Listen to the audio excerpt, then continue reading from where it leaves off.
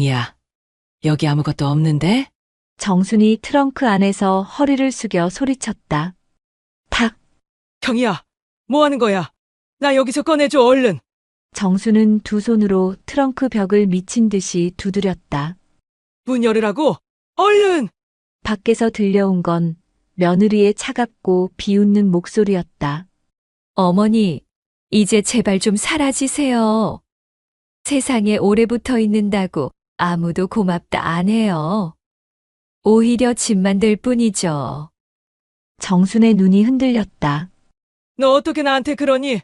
너가 철수랑 재혼한다 했을 때 흔쾌히 내가 널 며느리로 맞아주고 네 아들도 내 새끼처럼 대해줬는데 경희의 비웃음은 점점 더 독해졌다.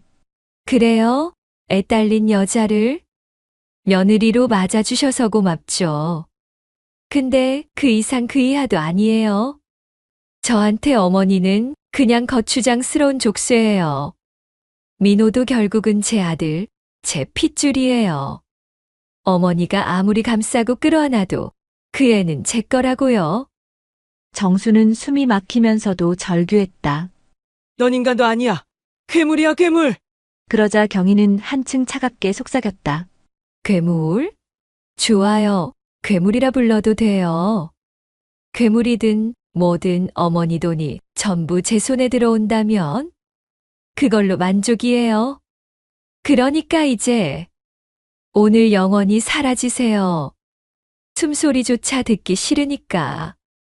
경희의 말을 마지막으로 운전석 문이 열리고 닫히더니 곧이어 차가 요란하게 움직이기 시작했다. 이야기 시작하기 전 무료 버튼인 구독과 따봉 버튼 부탁드립니다. 알림 설정도 해두시면 새 영상이 올라올 때마다 제일 먼저 시청하실 수 있습니다. 혹시 이 이야기 어디에서 듣고 계신가요?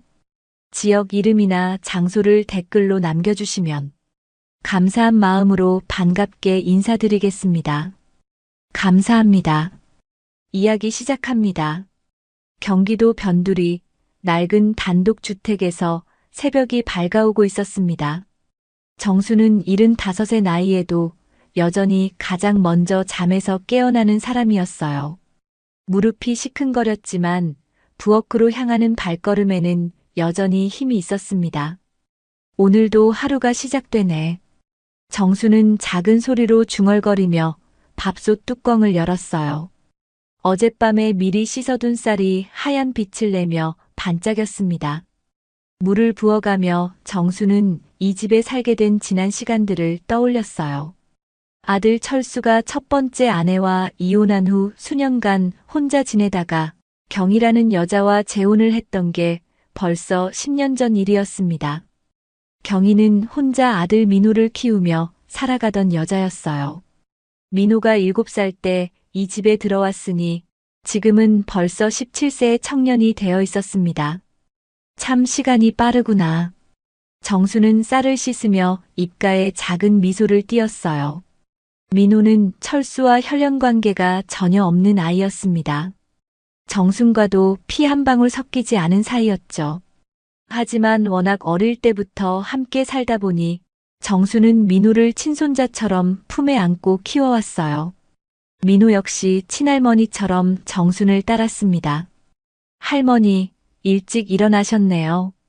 뒤에서 들려온 목소리에 정순이 고개를 돌렸어요. 잠옷 차림의 민호가 머리를 헝클어뜨린 채 부엌으로 들어오고 있었습니다. 민호야, 넌 왜 이렇게 일찍 일어났니? 화장실 갔다가 할머니 소리가 들려서요. 민호는 정순 옆에 서서 물컵을 들었어요. 할머니가 매일 이렇게 일찍 일어나시니까 몸이 안 힘드세요? 괜찮다, 괜찮아. 할머니는 원래 이렇게 사는 게 익숙해. 정수는 민호의 머리를 쓰다듬어 주었습니다. 민호의 머리칼이 부드럽게 손가락 사이로 스며들었어요. 이때 복도에서 발소리가 들려왔습니다. 경희가 날카로운 표정으로 부엌에 나타났어요. 어머니, 또 민호를 그렇게 감싸시네요. 경희의 목소리에는 차가운 기운이 섞여 있었습니다. 뭘 감싼다는 거니? 민호가 요즘 학교에서 말썽을 피운다고 선생님한테 연락이 왔거든요.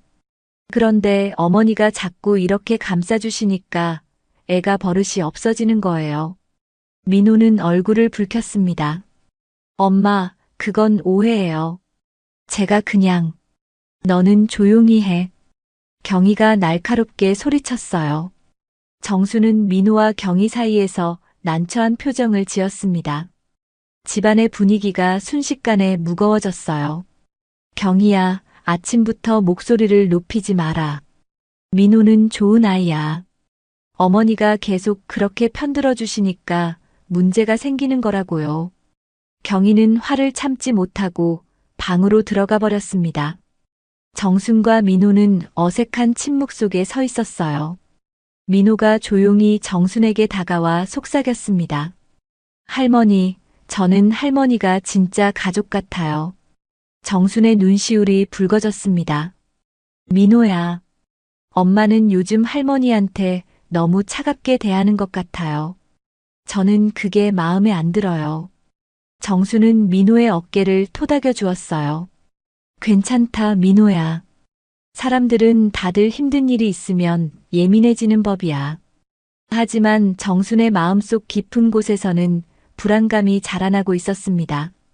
민호에 대한 자신의 마음을 경희는 분명히 알고 있었어요. 피는 안 섞였어도 이 아이는 정순에게 전부와 같은 존재였습니다. 민호가 학교에 가고 나서 정수는 혼자 설거지를 하며 생각에 잠겼어요. 이 집 분위기가 점점 이상해지고 있어. 경희의 차가운 시선을 느낄 때마다 정수는 마음이 무거워졌습니다. 철수는 요즘 직장일로 바빠서 집에 늦게 들어오곤 했어요. 집안의 긴장감을 알아차리지 못하는 듯 했습니다. 점심시간이 되자 철수가 집에 들어왔어요. 어머니, 밥 먹었어요? 응, 철수야. 너는? 아직요. 회사에서 일이 너무 바빠서. 철수는 피곤한 표정으로 밥상에 앉았습니다. 경희가 밥그릇을 내려놓으며 말했어요. 여보, 우리 좀 얘기해야 할 것 같은데. 무슨 얘기? 민호 때문이에요. 어머니가 자꾸 민호를 감싸주시니까 교육에 문제가 생겨요. 철수는 숟가락을 들다가 멈췄습니다. 어머니께서 민호를 예뻐해 주시는 게 뭐가 문제야? 예뻐하는 것과 버릇없이 키우는 건 다른 거라고요. 경희의 목소리가 점점 높아졌어요. 정수는 옆에서 듣고 있다가 조용히 말했습니다. 내가 민호를 잘못 키우고 있다는 거니? 어머니, 그런 뜻이 아니라. 철수가 중간에서 말을 잇고자 했지만 경희가 먼저 입을 열었어요. 솔직히 말씀드리면 그래요. 민호는 제 친아들이에요. 제가 어떻게 키울지는 제가 정하고 싶어요. 정순의 가슴이 철렁 내려앉았습니다. 10년 동안 함께 살면서 쌓아온 정이 한순간에 부정당하는 기분이었어요. 그래, 알겠다. 정수는 더 이상 말하지 않고 자리에서 일어났습니다. 오후 늦게 민호가 학교에서 돌아왔어요. 정수는 마당에서 빨래를 널고 있었습니다. 할머니, 다녀왔습니다. 민호의 밝은 목소리가 정순의 마음을 조금 달래주었어요. 민호야, 학교는 어땠니? 좋았어요. 오늘 국어 시험에서 100점 맞았어요. 민호는 자랑스럽게 시험지를 보여주었습니다. 정순의 얼굴에 환한 미소가 번졌어요. 우리 민호 정말 똑똑하구나. 할머니가 숙제 봐주셨잖아요. 할머니 덕분이에요. 그때 집 안에서 경희의 목소리가 들려왔습니다. 민호야, 들어와. 민호는 아쉬운 표정으로 정순을 바라보았어요. 할머니, 저 들어갈게요. 그래, 어서 가거라. 민호가 집으로 들어가자 정수는 다시 혼자가 되었습니다. 저녁 식사 시간, 온 가족이 둘러앉은 밥상은 조용했어요. 철수는 피곤한 듯 말없이 밥을 먹고 있었고 경희는 여전히 차가운 표정이었습니다. 민호만 평소처럼 밝게 대화를 시도했어요. 아빠, 오늘 국어 시험에서 100점 맞았어요. 그래, 잘했네. 철수는 대충 대답하며 반찬을 집었습니다. 경희가 민호를 바라보며 말했어요. 앞으로는 공부하다가 모르는 게 있으면 엄마한테 물어봐. 할머니께 자꾸 부탁드리면 안 돼. 민호는 당황한 표정을 지었어요. 왜요? 할머니가 잘 가르쳐 주시는데. 할머니는 나이가 많으셔서 힘드실 거야. 정수는 속으로 한숨을 쉬었습니다. 나이를 핑계로 자신을 민호에게서 떼어놓으려는 경희의 의도가 뻔히 보였어요. 밤이 깊어가고 모두가 잠든 후 정수는 혼자 마당에 나와 앉았습니다. 하늘에는 별들이 반짝이고 있었어요. 피는 안 섞였어도 이 아이는 내 전부야. 정수는 작은 소리로 중얼거렸습니다. 10년 동안 키워온 민호에 대한 애정은 친손자와 다를 바 없었어요. 하지만 경희의 태도는 점점 더 차가워지고 있었습니다. 정수는 앞으로 이 집에서 어떤 일이 벌어질지 막연한 불안감을 느꼈어요. 내가 너무 민호에게 매달리고 있는 건 아닐까? 하지만 그 생각도 잠시 정수는 고개를 저었습니다. 사랑에는 혈연이 필요하지 않다는 걸 지난 10년이 증명해 주었으니까요. 한 달 후 정순의 우려는 현실이 되기 시작했습니다. 철수가 다니던 회사에서 구조조정이 시작되었어요. 20년 넘게 다녔던 직장에서 갑작스럽게 해고 통지를 받은 철수는 며칠 동안 말을 잃었습니다. 어떻게 이런 일이? 철수는 거실 소파에 앉아 멍하니 천장만 바라보고 있었어요. 손에는 해고 통지서가 구겨져 있었습니다. 경희는 부엌에서 설거지를 하며 날카롭게 중얼거렸어요. 진작 예상했던 일이야. 요즘 같은 세상에 평생 직장이 어디 있어. 정수는 아들의 축 늘어진 어깨를 보며 마음이 아팠습니다. 철수야, 너무 상심하지 마라. 다른 좋은 일자리가 또 있을 거야. 하지만 철수의 대답은 절망적이었어요. 어머니, 제 나이가 45이에요. 이 나이에 누가 저를 뽑겠어요? 경희가 설거지를 마치고 거실로 나왔습니다. 팔짱을 끼고 서서 철수를 내려다보며 말했어요. 그러게 평소에 준비를 좀 하지 그랬어. 다른 사람들은 다 부업이며 투자며 하는데 당신만 회사만 믿고 살았잖아. 지금 와서 그런 말이 무슨 소용이야. 철수는 고개를 떨구며 한숨을 내쉬었습니다. 경희의 목소리는 점점 더 날카로워졌어요. 한숨만 쉬면 돼? 카드값은 어떻게 낼 거야? 그제야 정수는 철수가 카드비까지 있다는 사실을 알게 되었습니다. 카드빚이 얼마나 되는데? 철수는 대답하지 못했어요. 경희가 대신 입을 열었습니다. 3천만 원이에요. 매달 이자만 100만 원 넘게 나가고 있어요. 정수는 깜짝 놀랐습니다. 3천만 원이나? 생활비가 부족해서 조금씩 쓰다 보니까 이렇게 된 거예요. 경희는 철수를 원망스럽게 바라보며 계속 말했어요. 이제 수입도 없는데 이자는 어떻게 감당할 거예요? 집도 전세인데 계약 갱신할 때는 또 어쩔 거고요? 상황이 이렇게 심각한 줄 몰랐던 정수는 말문이 막혔습니다. 민호가 학교에서 돌아와 무거운 집안 분위기를 느꼈어요. 무슨 일이에요?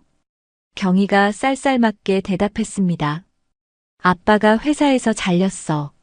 민호는 놀란 표정으로 철수를 바라보았어요. 아빠, 정말이에요? 철수는 고개만 끄덕였습니다. 민호는 어떻게 위로해야 할지 몰라 어정쩡하게 서 있었어요. 경희는 민호에게 말했습니다. 앞으로 용돈 같은 건 기대하지 마. 우리 형편이 이런데 그런 여유 없어. 민호는 실망스러운 표정을 지었지만 고개를 끄덕였어요. 네, 알겠어요. 그날 저녁 식사는 더욱 조용했습니다. 반찬도 평소보다 훨씬 간소했어요. 경희가 밥을 먹다가 말했습니다. 이제부터 생활비를 확실히 줄여야 해요. 외식은 당연히 안 되고 전기세 가스비도 아껴 써야 하고. 철수는 젓가락을 놓고 말했어요. 미안하다. 내가 무능해서 이런 일이. 지금 미안하다고 해서 뭐가 달라져요? 경희의 차가운 반응에 식탁의 분위기는 더욱 얼어붙었습니다. 정수는 조용히 말했어요. 내가 가진 적금이 조금 있으니까 당분간은 그걸로. 어머니 돈까지 쓸 수는 없어요. 철수가 손사래를 치며 말했지만 경희의 눈빛은 복잡했습니다. 며칠이 지나자 동네에 소문이 퍼지기 시작했어요. 정순이 마트에서 장을 보고 돌아오는 길에 이웃집 김할머니를 만났습니다. 정순아, 들었어? 우리 동네에 재개발이 들어온다는 얘기. 정수는 깜짝 놀랐어요. 재개발이요? 응, 구청에서 발표했다더라.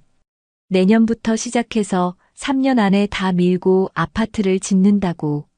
정순의 가슴이 두근거렸습니다. 보상금은 얼마나 나온다고 하던가요? 집 평수하고 위치에 따라 다르지만 너희 집 같으면 적어도 5억은 될 거야. 김할머니의 말에 정수는 어리둥절했어요. 5억이라는 돈은 상상도 할 수 없는 큰 금액이었습니다. 정말 확실한 얘기예요? 구청 직원이 직접 설명회까지 한다니까 틀림없어. 다음 주에 동사무소에서 주민 설명회가 있다더라. 집으로 돌아온 정수는 이 소식을 가족들에게 전했습니다.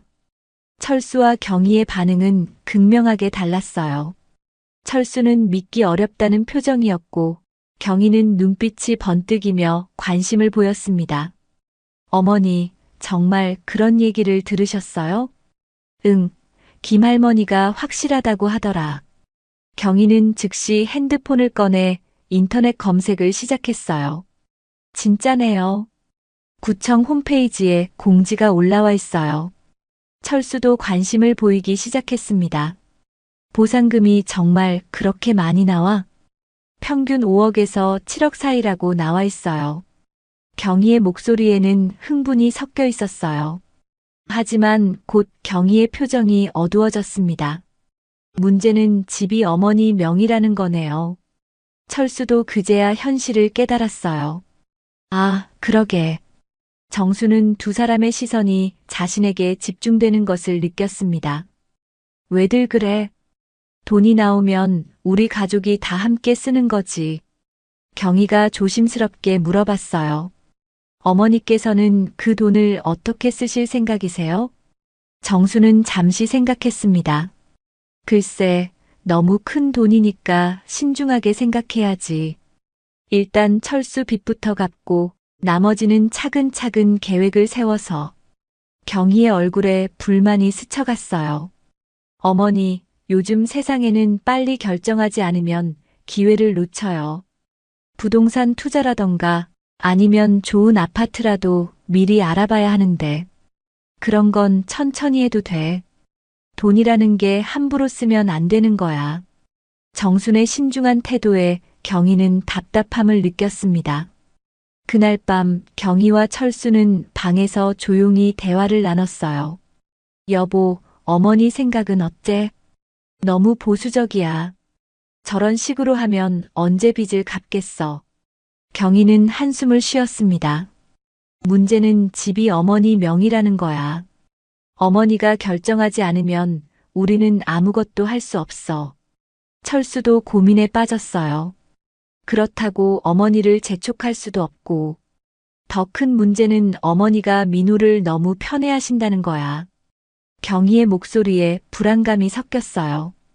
혹시 보상금을 지금은 안 풀고 돌아가실 때 민우한테 상속하시려고 하면 어떡해? 철수는 깜짝 놀랐습니다. 설마 그러시겠어? 모르지. 어머니가 민우를 얼마나 아끼시는데. 게다가 민우는 혈연도 아닌 애인데 저렇게 감싸주시잖아. 경희의 말에 철수도 불안해지기 시작했어요. 그럼 우리는? 어머니 마음대로 하시면 우리는 정말 아무것도 못 받을지도 몰라. 두 사람은 침묵에 빠졌습니다. 5억이라는 거대한 돈 앞에서 가족의 정이 흔들리기 시작했어요. 다음 날부터 집안의 분위기는 미묘하게 변했습니다. 경희는 정순을 대하는 태도가 더욱 조심스러워졌고 철수는 어머니의 눈치를 보기 시작했어요. 정수는 이런 변화를 민감하게 감지했습니다. 돈 때문에 우리 가족이 이상해지고 있구나. 정수는 마음이 무거워졌어요. 하지만 아직까지는 단순히 돈에 대한 욕심 때문이라고 생각했습니다. 설마 자신의 생명을 위협할 거라고는 상상도 하지 못했어요. 민호마는 여전히 평소와 다름없이 정순에게 다가왔습니다. 할머니, 재개발되면 우리 새 아파트로 이사 가는 거예요? 그럴 수도 있겠지. 좋겠다. 새 집에서 살면 할머니랑 더 넓은 방에서 같이 지낼 수 있겠네요. 민호의 순수한 말에 정수는 미소를 지었어요. 하지만 경희가 이 대화를 듣고 있었습니다. 경희의 표정은 점점 더 어두워져 갔어요. 내 친아들이지만 민호 때문에 모든 게 꼬이고 있어. 경희는 속으로 이를 갈았습니다. 밤이 깊어가면서 정수는 혼자 마당에 나와 앉았어요. 별들이 반짝이는 하늘을 바라보며 생각에 잠겼습니다. 돈이 이렇게 무서운 거였구나. 정수는 작은 소리로 중얼거렸어요. 가족들의 변한 모습이 마음을 아프게 했습니다. 하지만 아직까지는 모든 것이 돈에 대한 욕심에서 비롯된 일시적인 현상이라고 생각했어요. 정수는 앞으로 더욱 신중하게 행동해야겠다고 다짐했습니다. 재개발 소식이 퍼진 지 일주일이 지났습니다. 정수는 가족들의 미묘한 변화를 더욱 자세히 관찰하기 시작했어요. 아침 식사 시간, 경희가 평소와 다른 모습을 보였습니다. 어머니, 오늘 병원에 가실 거라고 하셨죠? 정수는 고개를 끄덕였어요. 응, 정기 검진 받으러 가야지. 혼자 가시기 힘드시면 제가 모셔다 드릴까요? 경희의 갑작스러운 친절함에 정수는 당황했습니다. 평소에는 정순의 병원 방문에 관심도 보이지 않던 경희였어요. 괜찮다, 혼자 갈 수 있어. 그래도 연세가 있으시니까 조심하셔야죠. 경희는 이상하게 정순의 건강 상태에 대해 자꾸 묻고 있었어요. 어머니, 요즘 몸은 어떠세요? 어디 아픈 데는 없으시고요? 정수는 경희의 눈빛을 유심히 살펴봤습니다. 그 눈빛에는 진심 어린 걱정보다는 다른 무언가가 숨어 있는 것 같았어요. 별일 없다. 나이 먹으면 여기저기 쑤시는 게 당연하지. 철수도 옆에서 거들었습니다. 어머니, 혹시 몸에 이상 있으시면 바로 말씀하세요. 큰 병원에서 정밀 검사라도 받으시는 게 좋을 것 같은데. 정수는 두 사람의 반응이 이상하다고 느꼈어요. 평소에는 의료비 때문에 병원 가는 것도 아까워하던 사람들이었습니다. 왜 갑자기 그런 말을 하니? 그냥 어머니 건강이 걱정돼서요. 경희의 대답은 어색했어요. 정수는 뭔가 석연치 않은 기분으로 혼자 병원에 갔습니다. 오랜만에 만난 담당 의사는 정순의 건강 상태를 점검했어요. 정순 할머니, 나이에 비해서 정말 건강하세요. 혈압도 정상이고 당뇨 수치도 괜찮고.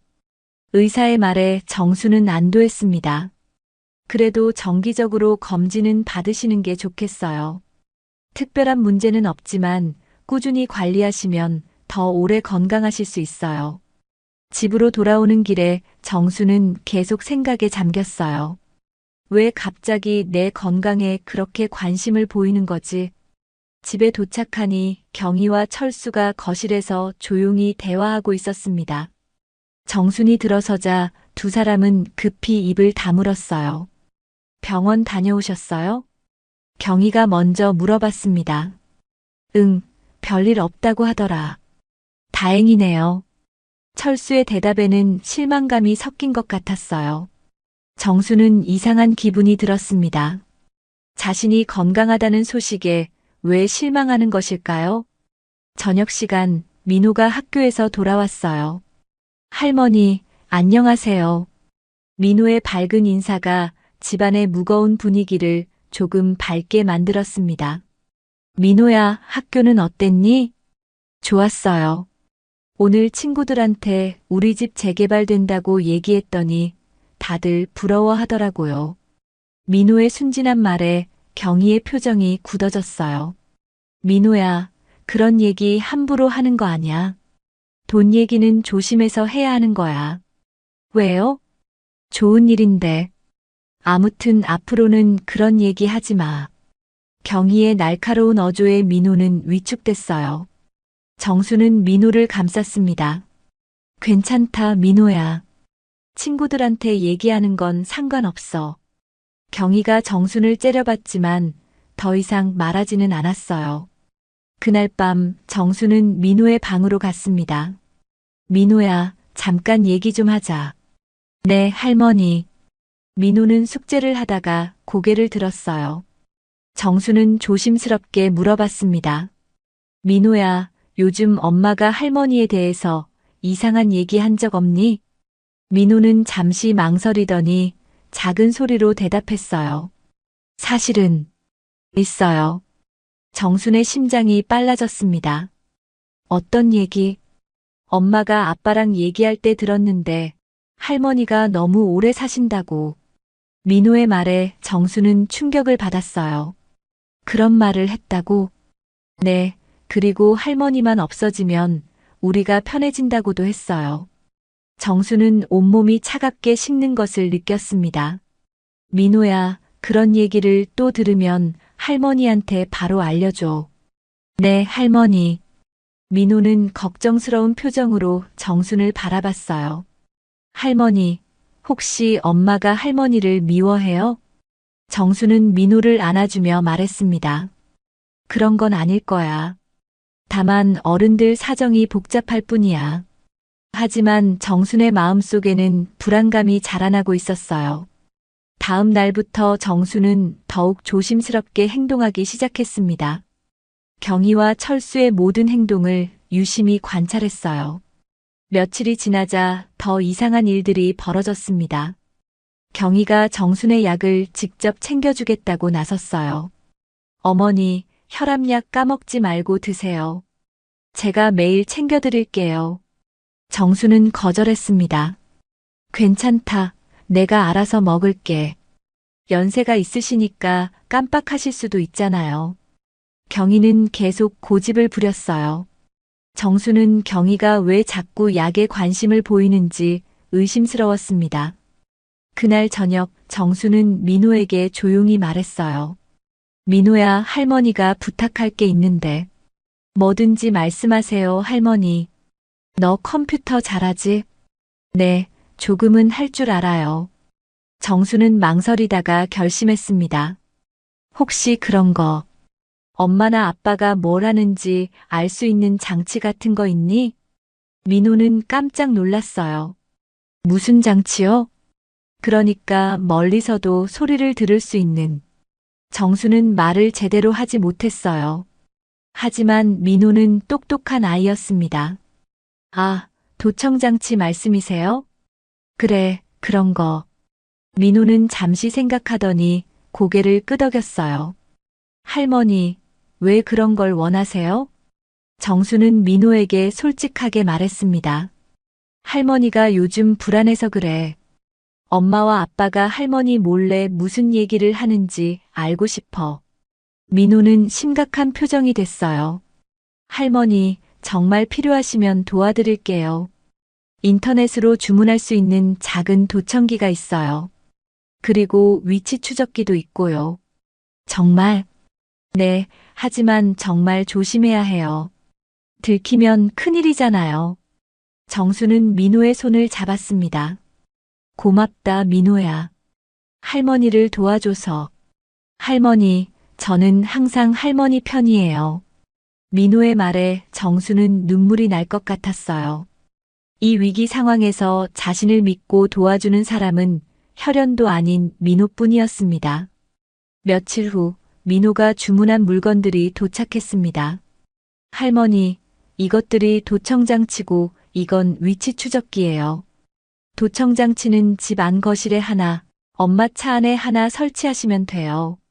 위치 추적기는 엄마 차 밑에 달면 어디 가는지 알 수 있어요. 정수는 민호에게 고마워했습니다. 우리 민호가 이렇게 똑똑한지 몰랐네. 할머니를 위해서라면 뭐든지 할 수 있어요. 그날 밤 정수는 조심스럽게 거실 소파 밑에 도청장치를 설치했어요. 다음 날 민호는 경희가 마트에 간 사이에 차 조수석 의자 밑에 도청장치를 숨기고 차 밑에는 위치 추적기를 몰래 달았습니다. 할머니, 이제 엄마가 집에서든 차에서든 무슨 얘기를 하고 어디를 가든지 다 알 수 있어요. 제 컴퓨터랑 휴대폰으로 실시간으로 들을 수 있고 위치를 확인할 수 있어요. 정수는 이제 경희와 철수의 모든 행동과 대화를 파악할 수 있게 되었습니다. 민호야, 정말 고맙다. 할머니, 이제 무슨 일이 있어도 미리 알 수 있을 거예요. 정수는 앞으로 벌어질 일들에 대비해야 한다고 생각했어요. 며칠 전 민호를 통해 들었던 경희의 말이 계속 머릿속을 맴돌았습니다. 할머니만 없어지면 우리가 편해진다. 정수는 더 이상 가만히 당하고만 있을 수는 없다고 결심했어요. 민호와 함께라면 어떤 위기도 극복할 수 있을 거라고 믿었습니다. 하지만 정수는 아직 경희와 철수가 정말로 자신을 해치려 한다는 사실을 완전히 확신하지는 못했어요. 그저 만약의 경우에 대비하는 것일 뿐이라고 스스로를 위로했습니다. 그런데 이틀 후 민호가 컴퓨터 앞에서 충격적인 대화를 듣게 되었습니다. 경희와 철수가 차 안에서 나누는 대화였어요. 여보, 어머니가 너무 건강하셔서 문제야. 그러게, 의사가 오래 사실 거라고 하더라. 이런 식으로 가면 우리는 언제 그 돈을 제대로 쓸 수 있겠어? 민호는 귀를 의심했습니다. 엄마와 아빠가 할머니의 죽음을 바라고 있다는 게 사실이었던 거예요. 민호는 급히 정순을 찾아갔습니다. 할머니, 큰일이에요. 정수는 민호의 다급한 표정을 보고 놀랐어요. 왜 그러니? 도청장치에서 엄마랑 아빠 대화가 들렸는데 할머니가 오래 사시는 게 문제라고 하고 그 돈을 언제 쓸 수 있냐고 하더라고요. 정순의 얼굴이 하얗게 변했습니다. 이제 더 이상 의심할 여지가 없었어요. 경희와 철수는 정말로 정순의 죽음을 바라고 있었습니다. 민호야, 이제 정말 조심해야겠구나. 할머니, 저는 절대 그런 일 일어나게 안 할 거예요. 정수는 민호를 꼭 안아주었습니다. 위기가 점점 다가오고 있었지만 민호가 있어서 두렵지 않았어요. 이제 진짜 싸움이 시작될 것 같았습니다. 정순과 민호가 경희와 철수의 진짜 의도를 확인한 지 사흘이 지났습니다. 그동안 정수는 평소와 다름없이 행동하려고 노력했어요. 경희와 철수가 자신의 의심을 눈치채서는 안 되었으니까요. 하지만 마음속으로는 언제 무슨 일이 일어날지 몰라 긴장하고 있었습니다. 민호도 평소보다 할머니 곁을 더 자주 지키려고 했어요. 할머니, 혼자 어디 나가지 마세요. 괜찮다, 민호야. 아직은 괜찮을 거야. 하지만 정순도 불안한 마음을 감출 수 없었습니다. 그날은 아침부터 하늘이 흐렸어요. 회색빛 구름이 낮게 깔려 있었고 바람도 을씨년스럽게 불어댔습니다. 정수는 창밖을 바라보며 나쁜 예감이 든다고 생각했어요. 오늘은 왠지 불길한 날 같구나. 오후가 되자 비가 내리기 시작했습니다. 처음에는 가랑비였지만 점점 굵어져 갔어요. 빗방울이 창문을 때리는 소리가 집 안까지 들려왔습니다. 정수는 거실에서 텔레비전을 보며 시간을 보내고 있었어요. 경희는 부엌에서 저녁 준비를 하는 척하고 있었지만 실제로는 계속 시계를 들여다보고 있었습니다. 철수는 아직 돌아오지 않았어요. 요즘 들어 철수는 회사에서 해고당한 후 집에 늦게 들어오는 일이 많았습니다. 저녁 6시쯤 경희가 정순에게 다가왔습니다. 어머니, 집에 우유랑 계란이 떨어졌는데 마트에 같이 가실래요? 정수는 잠시 망설였어요. 비가 오는 저녁에 굳이 나갈 필요가 있을까 싶었습니다. 비 오는데 내일 가면 안 될까? 내일은 마트가 문을 닫아요. 그리고 계란은 내일 아침에 써야 하거든요. 경희의 말에는 어딘지 급한 기색이 섞여 있었어요. 평소라면 하루 정도 계란이 없어도 별 문제가 되지 않는다고 생각하는 경희였는데 오늘따라 유독 서두르는 것 같았습니다. 정수는 경희의 표정을 자세히 살펴봤어요. 뭔가 평상시와 다른 긴장감이 느껴졌습니다. 하지만 겉으로는 자연스럽게 행동하려고 노력하고 있는 것 같았어요. 그럼 같이 가자. 정순이 대답하자 경희의 얼굴에 안도의 표정이 스쳤습니다. 마치 계획한 대로 일이 진행되고 있다는 듯한 표정이었어요. 그때 민호가 학원에서 돌아왔습니다. 빗물에 젖은 우산을 털면서 현관으로 들어왔어요. 할머니, 다녀왔어요. 민호의 밝은 목소리가 집안에 울려 퍼졌습니다. 민호야, 어서 와. 옷 젖지 않았니? 정수는 반갑게 민호를 맞았어요. 민호는 정순 곁으로 다가와 상황을 파악했습니다. 할머니, 어디 가세요? 민호야, 엄마랑 마트에 잠깐 다녀올게. 민호는 즉시 불안한 표정을 지었습니다. 요즘 할머니를 혼자 보내는 것이 걱정되었거든요. 저도 같이 갈게요. 하지만 경희가 먼저 말했어요. 민호야, 너는 숙제나 해. 우리 금방 돌아올 거야. 경희의 목소리에는 평소보다 날카로운 기운이 섞여 있었습니다. 민호를 따라오지 못하게 하려는 의도가 분명해 보였어요. 민호는 어쩔 수 없이 고개를 끄덕였지만 마음속으로는 여전히 불안감을 떨쳐낼 수 없었습니다. 할머니, 조심히 다녀오세요. 그래, 민호야. 걱정하지 마. 정수는 민호의 머리를 쓰다듬어 주었어요. 민호는 할머니의 따뜻한 손길을 느끼며 안도했지만 여전히 뭔가 이상한 기분을 떨쳐낼 수 없었습니다. 정순과 경희는 우산을 챙기고 현관으로 나왔어요. 밖에서는 비가 더욱 세게 내리고 있었습니다. 가로등 불빛이 빗방울에 반사되어 번져 보였어요. 경희의 차는 집 앞 골목에 주차되어 있었습니다. 평소보다 조금 더 외진 곳에 세워져 있었어요. 경희야, 차를 왜 저기에 세워뒀니? 아, 앞쪽에 다른 차가 있어서요. 경희의 대답은 자연스러웠지만 정수는 뭔가 석연치 않은 기분이 들었습니다. 두 사람은 우산을 쓰고 차로 향했어요. 빗길이라 발걸음이 조심스러웠습니다. 정순원 차에 도착해 조수석에 탔고 경희는 트렁크에서 뭐 꺼낼 게 있다며 트렁크 쪽으로 갔어요. 그때 갑자기 경희가 조수석 쪽으로 오더니 창문을 두드리며 갑자기 소리쳤어요. 어머니, 큰일 났어요. 왜 그러니? 정수는 깜짝 놀라 창문을 내리고 경희를 바라봤습니다. 제 반지를 방금 떨어뜨렸어요. 사이즈가 큰 거라 작게 수선하려고 했는데 아직 못했거든요. 근데 그게 손에서 빠져서 저 구석에 들어갔어요. 경희는 다시 다급하게 트렁크로 갔습니다. 정순도 따라갔어요. 비가 점점 더 세게 내리고 있어서 우산으로도 완전히 막을 수 없었습니다. 경희가 트렁크를 열자 안이 훤히 보였어요. 어머니, 저기 보세요. 반지가 저 깊숙한 구석에 떨어져 있어요. 경희가 손전등을 켜서 트렁크 안을 비췄습니다. 정말로 뭔가 반짝이는 것이 구석에 보였어요. 제가 찾으려고 들어가려고 했는데 제가 몸집이 커서 못 들어가겠어요. 어머니는 체구가 작으시니까 들어가셔서 잠깐만 봐주세요. 경희의 목소리에는 간청하는 듯한 어조가 섞여 있었습니다. 하지만 자세히 들어보면 어딘지 계산적인 느낌도 들었어요. 정수는 트렁크 안을 들여다봤습니다. 생각보다 깊고 좁아 보였어요.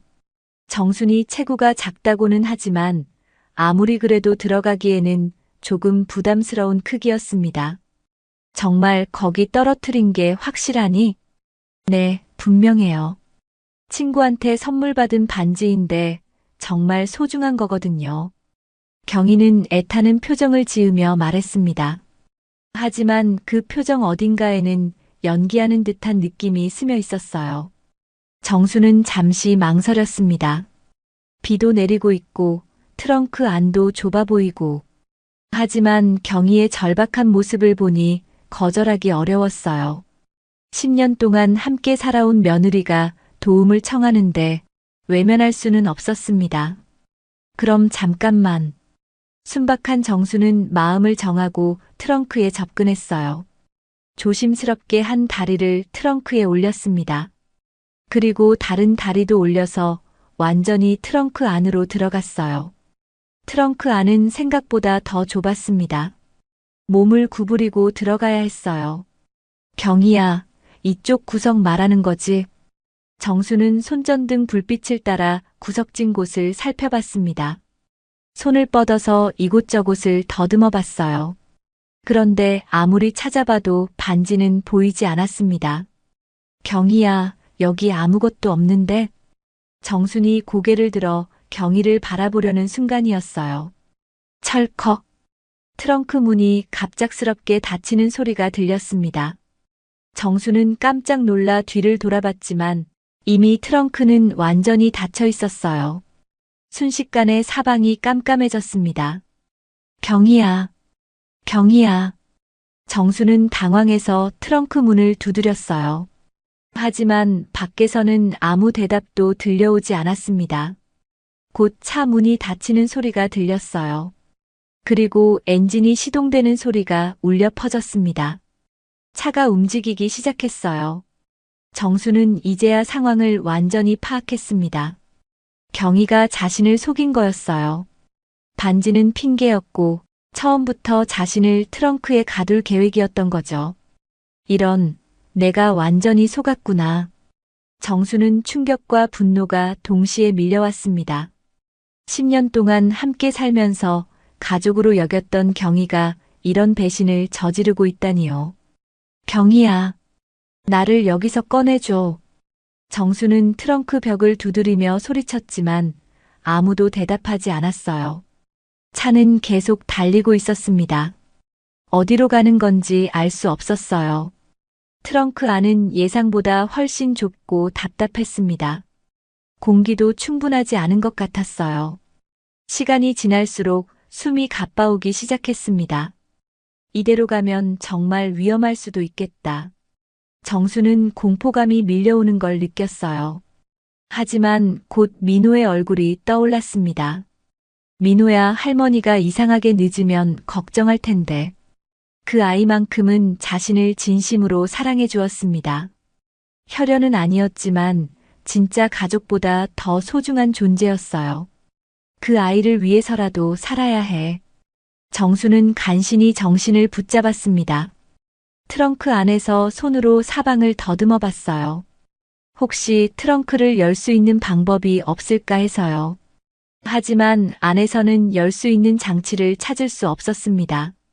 차는 계속 달렸어요. 처음에는 시내 도로를 달리는 것 같았지만 점점 외진 곳으로 향하는 것 같았습니다. 가로등 불빛도 드물어졌어요. 정수는 시간이 얼마나 지났는지 알 수 없었습니다.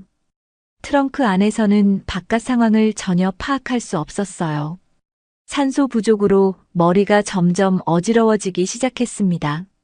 신이시여, 저를 도와주세요. 정수는 간절히 기도했어요. 이 상황에서 자신을 구해줄 수 있는 건 기적뿐이었습니다. 하지만 곧 민호가 생각났어요. 그 똑똑한 아이라면 분명 자신이 늦는 걸 이상하게 생각할 거였습니다. 도청장치와 위치 추적기를 설치해 놓은 것도 이런 순간을 대비한 거였으니까요. 민호야, 할머니를 꼭 찾아줘. 정수는 속으로 간절히 빌었습니다. 의식이 점점 흐려져 갔지만 포기할 수는 없었어요. 그 아이를 위해서라도 끝까지 버텨야 했습니다. 깜깜한 어둠 속에서 정수는 생과 사의 갈림길에 서 있었어요. 숨이 점점 가빠지고 머리가 띵해졌습니다. 하지만 민호에 대한 사랑만큼은 꺾이지 않았어요. 내 새끼, 할머니가 꼭 돌아갈게. 정수는 가슴 깊이 다짐하며 마지막 의지를 불러일으켰습니다. 트렁크 벽을 다시 한번 두드리며 소리쳤어요. 이대로 끝낼 순 없어. 절대로. 차 밖에서는 비가 더욱 세게 내리고 있었고 트렁크 안의 정수는 극한의 상황에서 사투를 벌이고 있었습니다. 하지만 살고자 하는 의지와 민호에 대한 사랑만큼은 어떤 시련도 꺾을 수 없었어요. 정순의 간절한 외침이 어둠 속에서 울려 퍼졌습니다. 정순이 경희와 함께 집을 나선 지 30분이 지났습니다. 민호는 집에서 혼자 숙제를 하고 있었지만 마음 한구석에서는 계속 할머니가 걱정되었어요. 요즘 집안 분위기가 이상했기 때문이었습니다. 민호는 책상에 앉아 수학 문제를 풀다가 문득 컴퓨터를 바라봤어요. 며칠 전 할머니와 함께 설치한 도청장치가 생각났습니다. 혹시 모르니까 한번 들어봐야겠다. 민호는 숙제를 멈추고 컴퓨터를 켰어요. 도청 프로그램을 실행하자 2개의 채널이 나타났습니다. 하나는 집 안 거실용이고 다른 하나는 엄마 차 안용이었어요. 거실 채널에서는 텔레비전 소리만 들려왔습니다. 할머니와 엄마가 나간 후 집에는 아무도 없었거든요. 민호는 차 안 채널을 클릭했습니다. 처음에는 엔진 소리와 빗소리만 들렸어요. 하지만 곧 엄마의 목소리가 들려오기 시작했습니다. 드디어 시작됐어. 경희가 혼자 중얼거리는 소리였어요. 민호는 귀를 기울여 들었습니다. 뭔가 이상한 기분이 들었거든요. 엄마의 목소리에 평소와 다른 차가운 기운이 섞여 있었습니다. 잠시 후 핸드폰 벨소리가 들렸어요. 경희가 전화를 받는 소리였습니다. 여보, 나야. 상대방은 아빠 철수였어요. 민호는 더욱 집중해서 들었습니다. 어떻게 됐어? 철수의 목소리가 스피커폰으로 들려왔어요. 계획대로 진행되고 있어. 어머니를 트렁크에 넣었어. 민호는 깜짝 놀랐습니다. 할머니를 트렁크에 넣었다니 무슨 말인지 이해할 수 없었어요. 정말로 그렇게 한 거야? 철수의 목소리에는 놀람과 긴장감이 섞여 있었습니다. 당신이 그러라고 했잖아. 이제 와서 무슨 소리야? 경희의 목소리는 차갑고 단호했어요. 민호는 점점 상황이 심각하다는 걸 깨달았습니다. 할머니가 위험에 처해 있는 것 같았어요. 경희가 조심스럽게 말했습니다. 당신 괜찮겠어? 그래도 당신 친어머니인데. 하지만 철수는 망설이다 대답했어요. 이제라도 끝내야 돼. 우린 더는 버틸 수 없어. 민호의 얼굴이 하얗게 질렸습니다. 아빠가 친어머니를 해치려 한다는 게 믿어지지 않았어요. 아빠가 진짜 할머니를 죽이려는 거야? 민호는 손이 떨리기 시작했습니다.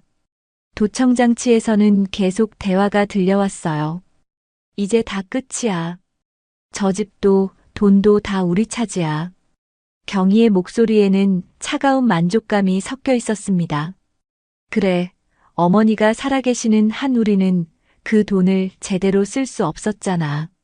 철수도 이제는 완전히 마음을 정한 것 같았어요. 빚 때문에 우리가 얼마나 힘들었는데. 이제 모든 게 해결될 거야. 맞아, 보상금으로 빚도 갚고 새 아파트도 들어가고. 두 사람의 대화를 들은 민호는 경악했습니다. 재개발 보상금 때문에 할머니를 해치려 한다는 게 너무 충격적이었어요. 돈이 그렇게 중요한 거야? 민호는 믿고 싶지 않았지만 현실이었습니다. 자신이 부모라고 부르던 사람들이 할머니를 해치려 하고 있었어요. 민호는 어떡하지? 철수가 조심스럽게 물어봤습니다. 그 애는 내 친아들이니까 걱정 말고. 나중에 적당히 설득하면 돼. 경희의 말에는 자신감이 섞여 있었어요. 그래도 민호가 할머니를 많이 따르잖아. 철수가 걱정스럽게 말했습니다. 아직 어린애니까 금방 잊을 거야. 시간이 지나면 이해하게 될 거라고. 경희는 태연하게 대답했어요. 하지만 민호는 이 대화를 듣고 더욱 충격을 받았습니다. 엄마가 자신을 그저 조종할 수 있는 존재로만 생각하고 있었던 거예요. 엄마도 나를 진짜로 사랑한 게 아니었구나. 민호는 눈물이 나기 시작했습니다. 지금까지 가족이라고 생각했던 사람들 중에서 진짜 자신을 사랑해 준 건 할머니뿐이었습니다. 할머니만 진짜 가족이었구나. 민호는 급히 아빠 철수에게 전화를 걸었습니다. 혹시 직접 대화해서 마음을 돌릴 수 있을까 해서요. 하지만 전화벨이 계속 울릴 뿐 철수는 받지 않았어요. 아, 민호한테 전화 온다. 받지 마. 지금은 곤란해. 응. 철수가 전화를 끊어버렸어요. 민호는 절망감이 밀려왔습니다. 정말로 아빠도 이 끔찍한 계획에 동참하고 있었던 거예요. 도청장치에서는 계속 부모의 전화 대화가 들려왔습니다. 여보, 정말 괜찮을까? 경희가 다시 한번 확인했어요. 걱정하지 마. 아무도 모를 거야. 철수는 자신만만하게 대답했습니다. 그런데 나중에 민호한테 뭐라고 설명하지? 그냥 할머니가 어디 멀리 가셨다고 하면 돼. 아직 어린애니까 믿을 거야. 철수는 민호를 완전히 우습게 보고 있었어요. 하지만 민호는 이미 모든 진실을 알고 있었습니다. 부모가 할머니를 해치려 한다는 것도, 자신을 그저 조종 가능한 존재로만 본다는 것도, 할머니를 구할 수 있는 사람은 나밖에 없어. 민호는 충격과 배신감에 눈물이 터져 나왔습니다. 지금까지 아빠라고 믿었던 철수가 친어머니를 해치려 하고 있다니. 그리고 자신의 전화마저 거절하다니. 하지만 민호는 더 이상 망설일 수 없었어요. 도청장치에서 계속 들려오는 부모의 대화가 점점 더 절박해지고 있었거든요. 거의 다 왔어. 경희의 목소리가 들렸습니다. 정말 이곳에서 하는 거야? 응, 여기면 아무도 없을 거야. 나도 곧 도착해. 조금만 기다려. 철수가 말했습니다. 민호는 즉시 위치 추적기를 확인했습니다. 엄마 차에 달아놓은 위치 추적기 말이에요. 휴대폰으로 추적 앱을 켜자 화면에 빨간 점이 나타났어요. 차는 이미 산 중턱의 외진 곳에 도착해 있었습니다. 할머니가 정말 위험해. 민호는 할머니를 구할 수 있는 사람은 나밖에 없어라고 다짐하며 즉시 행동에 나섰습니다. 더 이상 망설일 시간이 없었어요. 민호는 급히 집에서 나갈 준비를 했습니다. 우산과 손전등, 그리고 휴대폰을 챙겼어요. 할머니가 용돈이라고 주신 현금도 같이요. 그리고 도청장치의 녹음 기능을 켜서 부모의 대화를 증거로 남기며 민호는 집을 뛰어나가며 택시를 잡았습니다. 빗속에서 손을 흔들자 다행히 택시 한 대가 멈춰 섰어요. 컴퓨터와 휴대폰을 연결시켜 놓은 덕분에 택시에서도 휴대폰으로 엄마 차의 상황을 알 수 있었어요. 아저씨, 급해요. 이 위치로 빨리 가주세요. 민호는 휴대폰 화면을 택시 기사에게 보여주며 절박하게 말했습니다. 여기 산속인데 뭔 일이야? 우리 할머니가 위험해서 빨리 가야 해요. 택시 기사는 민호의 절박한 표정을 보고 의심스러워했지만 일단 출발했어요. 민호는 택시 안에서 이어폰을 끼고 도청장치를 계속 들었습니다. 부모의 대화가 여전히 들려왔어요. 여보, 오늘 확실히 끝내는 거야. 경희가 말했습니다. 그래, 우린 살아야 하니까. 철수의 단호한 대답이 들렸어요. 민호는 택시 기사를 재촉했습니다. 아저씨, 조금만 더 빨리 가주세요. 우리 할머니가 위험해요. 택시 기사는 민호의 절박한 표정을 보고 속력을 높였어요. 빗길이라 조심스럽긴 했지만 최대한 빨리 달려주었습니다. 민호는 창밖을 바라보며 간절히 기도했습니다. 할머니, 조금만 기다려요. 제가 꼭 구해드릴게요. 이어폰 속으로는 여전히 엄마와 아빠의 대화가 흘러나왔습니다. 하지만 민호는 더 이상 충격받거나 망설이지 않았어요. 지금은 오직 할머니를 구하는 것만 생각하고 있었습니다. 택시는 빗길을 헤치며 산 쪽으로 향했고 민호는 마지막 희망을 품고 할머니에게 달려가고 있었습니다. 택시가 시내를 벗어나 산길로 접어들기 시작했습니다. 빗방울이 창문을 때리는 소리가 더욱 크게 들렸어요. 민호는 뒷좌석에 앉아 휴대폰 화면을 계속 확인했습니다. 위치 추적기가 보여주는 빨간 점은 여전히 산 중턱에 멈춰 있었어요. 민호는 충격과 배신감에 눈물이 터져 나왔습니다. 지금까지 부모라고 믿었던 사람들이 할머니를 해치려 하고 있다니. 그리고 철수는 친어머니를 해치려 하고 있었어요. 하지만 이내 민호는 이를 악물고 다짐했습니다. 할머니를 구할 수 있는 사람은 나밖에 없어. 감정에 빠져 있을 시간이 없었어요. 민호는 즉시 경찰서에 전화를 걸었습니다. 여보세요, 경찰서죠? 네, 무슨 일이세요? 급해요. 우리 할머니가 납치당했어요. 민호의 다급한 목소리에 경찰관이 놀랐습니다. 진정하시고 천천히 말씀해 주세요. 할머니가 트렁크에 갇혀서 산으로 끌려갔어요. 지금 당장 도와주세요. 민호는 떨리는 목소리로 상황을 설명했습니다. 누가 그랬다는 거죠? 엄마와 아빠예요. 재개발 보상금 때문에 할머니를 해치려고 해요.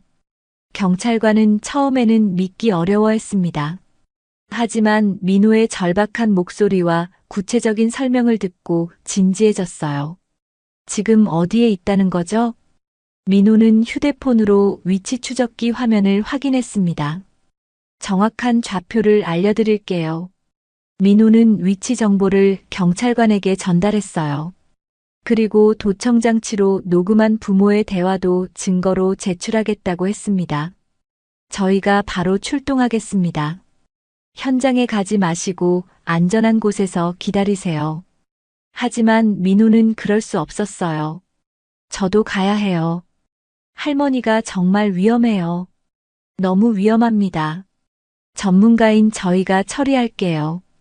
경찰관이 만류했지만 민호는 이미 마음을 정했어요. 알겠어요. 조심하겠습니다. 하지만 저도 현장에 가 있을게요. 민호는 전화를 끊고 택시 기사에게 말했습니다. 아저씨, 경찰도 오고 있으니까 걱정 마세요. 계속 가주세요. 택시 기사는 안도의 표정을 지었어요. 그래, 경찰이 온다니까 다행이구나. 민호는 추적기를 따라 택시를 타고 숲길로 향했습니다. 컴퓨터와 휴대폰을 연결시켜 놓은 덕분에 택시에서도 휴대폰으로 엄마 차의 상황을 알 수 있었어요. 이어폰 속으로는 여전히 엄마와 아빠의 대화가 흘러나왔습니다. 여보, 오늘 확실히 끝내는 거야. 경희의 목소리가 들렸습니다. 그래, 우린 살아야 하니까. 철수의 단호한 대답이 들렸어요. 민호는 이 대화를 들으며 더욱 다급해졌습니다. 정말로 시간이 얼마 남지 않았어요. 산길은 점점 더 구불구불해졌습니다. 가로등도 드물어져서 택시 전조등만이 앞길을 비추고 있었어요. 민호는 택시 기사를 재촉했습니다. 아저씨, 조금만 더 빨리 가주세요. 우리 할머니가 위험해요. 택시 기사는 민호의 절박한 표정을 보고 속력을 높였어요. 빗길이라 조심스럽긴 했지만 최대한 빨리 달려주었습니다. 경찰차는 언제쯤 올까? 민호는 걱정스럽게 뒤를 돌아봤지만 아직 사이렌 소리는 들리지 않았어요. 하지만 신고는 했으니까 곧 올 거라고 믿었습니다. 이어폰에서는 계속 부모의 대화가 들려왔어요. 정말 아무도 안 올까? 경희의 목소리에 긴장감이 섞여 있었어요. 걱정하지 마. 이 시간에 이런 곳까지 올 사람은 없어. 철수는 자신 있게 대답했습니다. 민호는 속으로 생각했어요. 곧 경찰이 올 거야. 그리고 나도 갈 거고. 위치 추적기를 보니 목적지가 점점 가까워지고 있었습니다. 이제 10분 정도만 더 가면 될 것 같았어요. 민호는 창밖을 바라보며 간절히 기도했습니다. 할머니, 조금만 기다려요. 경찰도 오고 있고 제가 꼭 구해드릴게요. 택시는 빗길을 헤치며 산 쪽으로 향했고 뒤에서는 경찰차들이 사이렌을 울리며 따라오고 있을 거였어요. 민호가 미리 경찰에 신고해서 위치를 공유해둔 덕분에 구조작전이 동시에 진행되고 있었습니다. 이제 곧 끝날 거야. 민호는 마지막 희망을 품고 할머니에게 달려가고 있었어요. 어둠과 빗속을 뚫고 구원의 손길이 다가오고 있었습니다. 하지만 시간과의 싸움이었어요. 과연 할머니를 무사히 구할 수 있을까요? 민호의 간절한 마음과 경찰의 신속한 대응이 마지막 희망이었습니다. 이어폰에서 들려오는 부모의 대화는 점점 더 구체적이 되어 갔어요. 이제 정말 시작해야겠어. 경희의 목소리였습니다. 민호는 주먹을 꽉 쥐었어요. 절대 그러게 놔두지 않을 거야. 택시 안에서 민호의 결의에 찬 눈빛이 어둠을 뚫고 빛나고 있었습니다. 민호가 숲속에 도착했을 때 차는 이미 멈춰 서 있었습니다. 택시에서 내린 민호는 빗속에서 우산을 펼치며 주변을 살폈어요. 어둠 속에서 경희의 차가 외로이 서 있는 모습이 보였습니다. 저기 있다. 민호는 조심스럽게 차 쪽으로 다가갔습니다. 손전등을 켜고 차 주변을 둘러봤지만 사람의 기척은 느껴지지 않았어요. 엄마와 아빠는 차 안에 없었습니다. 할머니는 어디 계실까? 민호는 불안한 마음으로 차 주변을 살폈어요. 그때 트렁크에서 희미한 소리가 들렸습니다. 할머니. 민호는 급히 트렁크로 달려갔어요. 트렁크 손잡이를 잡고 힘껏 당겼습니다. 트렁크가 열리자 기절 직전에 정순이 웅크린 채 쓰러져 있었어요. 얼굴은 창백했고 숨소리도 가늘었습니다. 할머니, 할머니, 정신 차려요. 민호는 다급하게 정순을 흔들어 깨웠습니다. 정순은 희미하게 눈을 뜨며 민호를 바라봤어요. 민호야, 정말 너구나. 정순의 목소리는 매우 약했습니다. 할머니, 괜찮으세요? 제가 구하러 왔어요. 민호는 정순을 트렁크에서 나오도록 도와주었어요. 정순은 민호의 도움을 받아 겨우 일어설 수 있었습니다. 민호야, 위험해. 빨리 여기서 나가야 해. 괜찮아요, 할머니. 경찰도 곧 올 거예요. 그 순간 뒤에서 발소리가 들렸습니다. 민호와 정순이 뒤를 돌아보니 경희와 철수가 나무 사이에서 나타났어요. 두 사람의 표정은 차갑고 음산했습니다. 민호야, 네가 여기까지 올 줄은 몰랐구나. 경희가 놀란 듯 말했습니다. 하지만 그 놀라움 속에는 당황감도 섞여 있었어요. 민호는 두 사람을 바라보며 울부짖었습니다. 엄마, 아빠, 진짜 이럴 거예요? 가족을 이렇게까지. 민호의 목소리는 절망과 분노로 떨리고 있었어요. 지금까지 부모라고 믿고 따랐던 사람들이 이런 끔찍한 일을 저지르고 있다니. 경희는 차갑게 웃으며 말했습니다. 네가 몰라서 그래. 지금 살기가 너무 힘들어서 이렇게라도 하지 않으면 살아남을 수 없어. 경희의 목소리에는 전혀 죄책감이 느껴지지 않았어요. 오히려 자신이 당연한 일을 하고 있다는 듯한 태도였습니다. 그래도 할머니는 가족이잖아요. 어떻게 이럴 수가 있어요? 민호는 이해할 수 없다는 표정으로 소리쳤습니다. 철수는 고개를 떨구며 한마디를 내뱉었어요. 미안하다, 아들아. 하지만 그 사과에는 진심이 느껴지지 않았습니다. 그저 형식적인 말일 뿐이었어요. 정수는 민호의 어깨에 손을 올리며 말했습니다. 민호야, 괜찮다. 할머니는 이미 각오하고 있었어. 할머니, 그런 말씀 마세요. 절대 이런 일이 일어나게 놔둘 수 없어요. 민호는 정순을 보호하듯 앞에 섰습니다.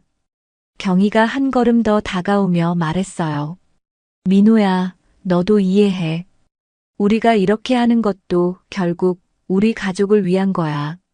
가족이라고요? 할머니를 해치면서 무슨 가족이에요? 민호는 분노에 찬 목소리로 대답했습니다. 할머니만 진짜 저를 사랑해 주셨어요. 엄마, 아빠는 저를 가족으로도 생각 안 하시잖아요. 민호의 말에 경희와 철수는 당황한 표정을 지었어요. 민호가 자신들의 대화를 들었다는 걸 눈치챘습니다. 네가 어떻게? 다 들었어요. 도청장치로 엄마 아빠 대화 다 들었다고요. 민호는 휴대폰을 꺼내 보여주었습니다. 증거도 다 있어요. 경찰도 이미 신고했어요. 경희의 얼굴이 창백해졌습니다. 계획이 완전히 틀어진 거였어요. 설마 정말로 경찰에? 철수도 당황해서 주변을 둘러봤습니다. 네, 위치도 다 알려줬어요. 곧 올 거예요. 민호는 당당하게 대답했습니다. 비록 어린 나이였지만 할머니를 지키겠다는 의지만큼은 어른 못지 않았어요. 경희는 급히 철수에게 말했습니다. 여보, 어떻게? 정말로 경찰이 오면 일단 여기서 벗어나야 해. 철수도 불안해하며 대답했습니다. 하지만 이미 늦었어요. 멀리서 사이렌 소리가 들려오기 시작했습니다. 점점 가까워지는 소리에 경희와 철수의 얼굴은 더욱 창백해졌어요. 저기 봐요. 경찰차가 오고 있어요. 민호는 기쁜 마음으로 소리쳤습니다. 정순도 안도의 한숨을 내쉬었어요. 다행이다, 민호야. 정말 잘했어. 경희와 철수는 마지막으로 도망치려고 했지만 이미 경찰차들이 숲길 입구를 막고 있었습니다. 순간 경찰차 사이렌과 불빛이 숲을 비추며 울려 퍼졌습니다. 여러 대의 경찰차가 동시에 도착한 거였어요. 거기 서세요. 경찰관들이 확성기로 소리쳤습니다. 강력한 전조등이 숲 전체를 환하게 비쳤어요. 경희와 철수는 더 이상 도망갈 곳이 없었습니다. 손을 들고 나오세요. 경찰관들의 명령이 울려 퍼졌습니다. 민호는 정순을 부축하며 경찰들을 향해 손을 흔들었어요. 여기요. 여기 있어요. 경찰관들이 민호와 정순에게 달려왔습니다.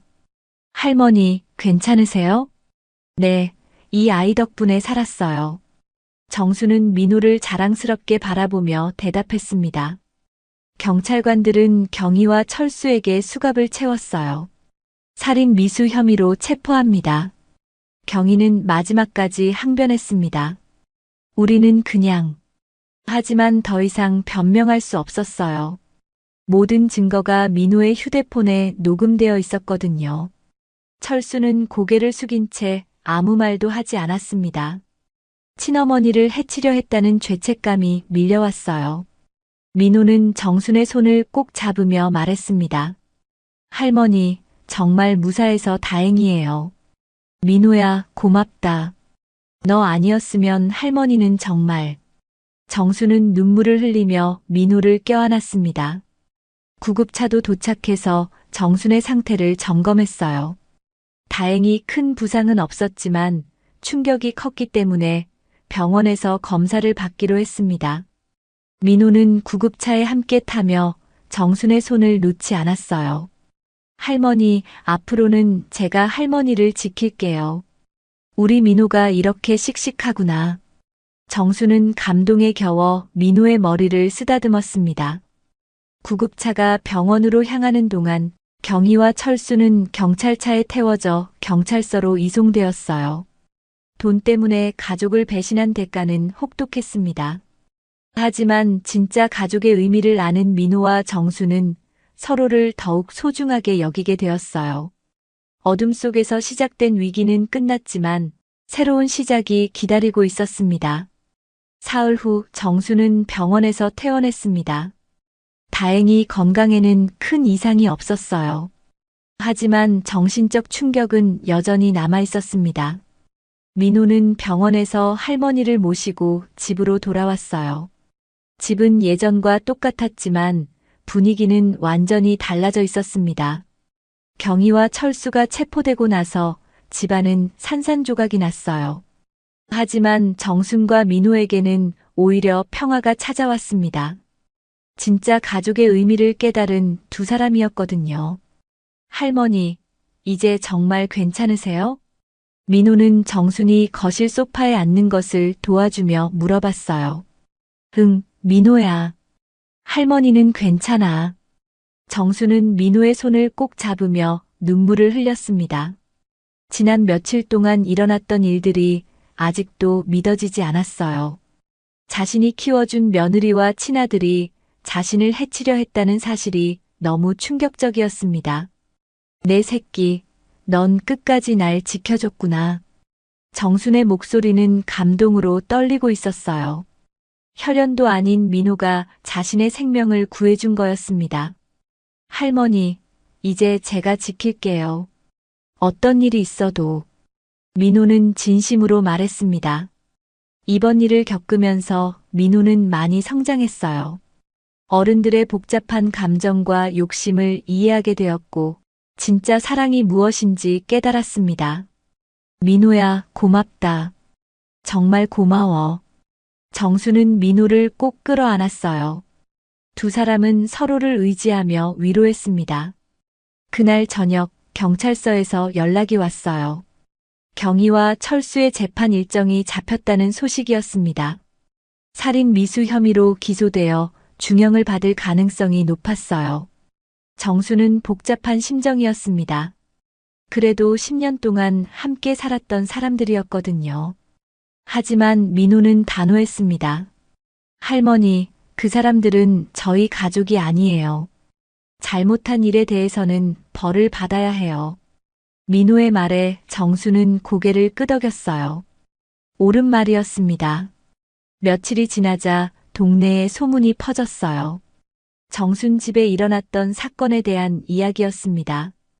이웃들은 충격을 감추지 못했어요. 어떻게 가족끼리 그런 일을. 다행히 민호가 있었네. 사람들은 민호를 영웅처럼 바라봤습니다. 어린 나이에 할머니를 구한 용감한 아이라고 칭찬했어요. 하지만 민호는 별로 기뻐하지 않았습니다. 가족이 해체되었다는 사실이 여전히 마음 아팠거든요. 일주일 후 재개발 관련 서류가 도착했어요. 정수는 서류를 들여다보며 생각에 잠겼습니다.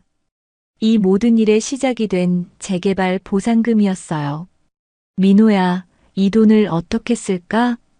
정순이 민호에게 물어봤습니다. 민호는 잠시 생각하더니 대답했어요. 할머니가 결정하세요. 저는 할머니와 함께 있을 수 있으면 그것만으로도 충분해요. 민호의 순수한 마음에 정수는 또다시 감동했습니다. 돈보다 사랑이 더 소중하다는 걸 이 아이는 진작부터 알고 있었던 거예요. 그럼 우리 둘이 편하게 살 수 있을 만큼만 쓰고 나머지는 어려운 사람들을 돕는 데 쓰자. 정순의 제안에 민호는 환하게 웃었습니다. 좋은 생각이에요, 할머니. 두 사람은 새로운 계획을 세우기 시작했어요. 작은 아파트로 이사가서 조용히 살기로 했습니다. 민호는 계속 공부하고 정수는 민호를 뒷바라지하며 여생을 보내기로 했어요. 한 달 후 경희와 철수의 재판이 열렸습니다. 정순과 민호는 증인으로 법정에 섰어요. 경희와 철수는 피고석에서 고개를 들지 못했습니다. 특히 철수는 어머니와 눈을 마주치지 못하고 계속 고개를 숙이고 있었어요. 판사는 엄중한 표정으로 판결을 선고했습니다. 피고인들은 살인 미수 및 감금 혐의로 각각 징역 10년에 처한다. 법정에서 나온 후 정수는 복잡한 마음이었어요. 그래도 한때는 가족이었던 사람들이었는데. 할머니, 괜찮으세요? 민호가 걱정스럽게 물어봤습니다. 괜찮다, 민호야. 이제 정말 우리만의 새로운 시작이구나. 정수는 민호의 손을 잡고 법원을 나섰어요. 그날 오후 두 사람은 새로 이사갈 아파트를 보러 갔습니다. 햇살이 잘 드는 작은 아파트였어요. 거실 창가에서는 멀리 산이 보였습니다. 할머니, 여기 정말 좋네요. 민호는 신나서 이곳저곳을 둘러봤어요. 정수는 창가에 서서 밖을 바라봤습니다. 따뜻한 햇살이 얼굴에 내리쬐었어요. 지난 한 달 동안의 악몽 같은 시간들이 떠올랐습니다. 하지만 이제는 평화롭고 안전했어요. 민호가 있었기 때문이었습니다. 민호야, 이리 와봐. 정순이 민호를 불렀어요. 민호는 할머니 옆으로 가서 함께 창밖을 바라봤습니다. 할머니, 무슨 생각하세요? 민호야, 할머니가 깨달은 게 있어. 정수는 민호를 바라보며 말했습니다. 돈이 우리를 무너뜨렸지만 사랑은 다시 우리를 세울 거다. 정순의 말에는 깊은 울림이 있었어요. 돈 때문에 가족이 해체되었지만 진짜 사랑 때문에 새로운 가족이 만들어진 거였습니다. 할머니 말씀이 맞아요. 저희는 혈연은 아니지만 진짜 가족이에요. 민호도 진심으로 대답했습니다. 두 사람은 창가에서 서로를 바라보며 미소를 지었어요. 햇살이 두 사람을 따뜻하게 감쌌습니다. 그날부터 정순과 민호는 새로운 아파트에서 새로운 삶을 시작했어요. 아침마다 함께 식사하고 민호는 열심히 공부했습니다. 정수는 민호의 도시락을 싸주고 저녁에는 함께 산책을 했어요. 작지만 따뜻한 일상이었습니다. 재개발 보상금의 일부는 어려운 이웃들을 돕는 데 사용했어요. 정수는 이런 일을 통해 마음의 평화를 찾았습니다. 민호도 할머니의 선행에 동참하며 더욱 성숙해졌어요. 어느 일요일 오후 두 사람은 거실에서 차를 마시고 있었습니다. 할머니, 행복하세요? 민호가 물어봤어요. 물론이지. 민호가 있어서 할머니는 정말 행복해. 정수는 진심으로 대답했습니다. 지난 일들이 힘들었지만 결국 진짜 소중한 것을 찾게 해준 계기가 되었어요.